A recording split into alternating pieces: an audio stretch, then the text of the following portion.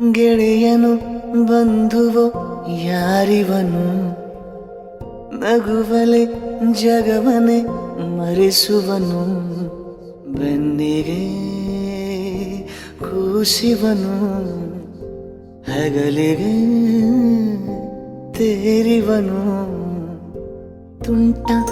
ಪುಟ್ಟ ನಡಿಗೆ ಹೂವ